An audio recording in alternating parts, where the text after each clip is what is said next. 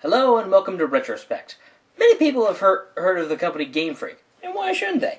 They were only responsible for one of the greatest gaming phenomenons of all time, Pokemon. But today we're going to talk about one of their earlier works, a little game known as Pulseman.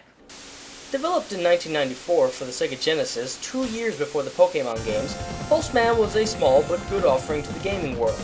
Unfortunately, it never saw a stateside release until the Wii came about, and was quickly forgotten in Japan as well, and dropped into the pit of obscurity.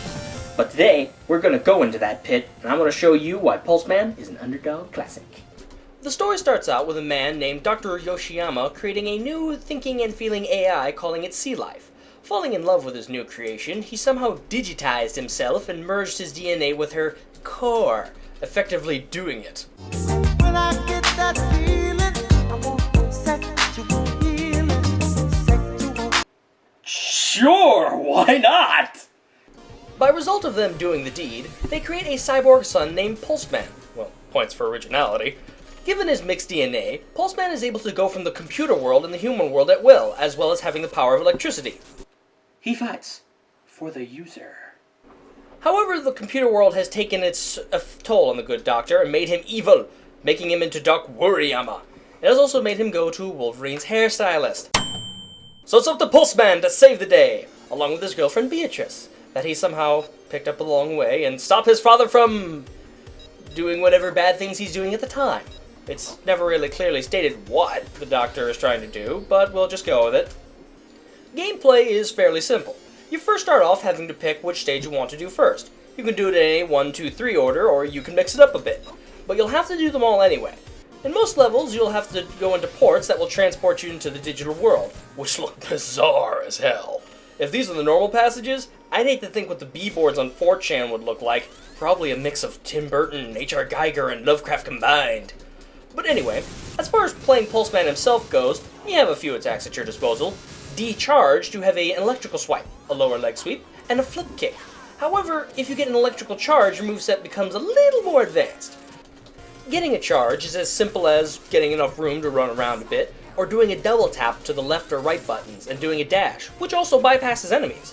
When fully charged, you either fire a flash arrow, or your signature move, the Volt-Tecker.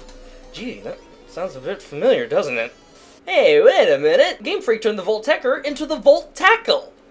The Volt-Tecker works in the fact that as long as you have something to bounce into, you can keep the motion flowing.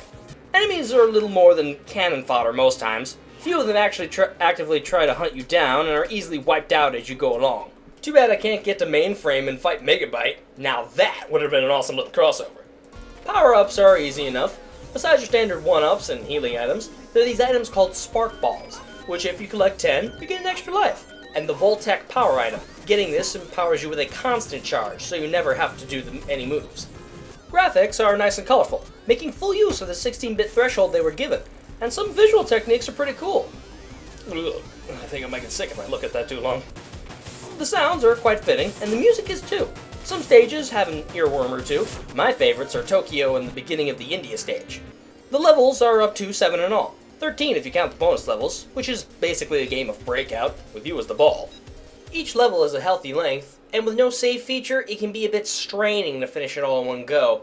Also, you only have 3 hit points, so while you still have more leeway than in some games, it will take still a bit of skill to get through some of the more tougher levels in one piece. What's interesting about the original cartridge is that while the text was in Japanese, what little voice acting there was in English. Due to the efforts of Pulseman, the case was completely solved. Which is really kind of weird if you think about it. Why would they feature a language that wasn't prominent in the country they're releasing the game in? Were they planning to release it stateside, but were never able to do so? Overall, this is a great addition to any gaming library. Thanks to the efforts of Nintendo, it is now available on the Wii for purchase. This has been Retrospect.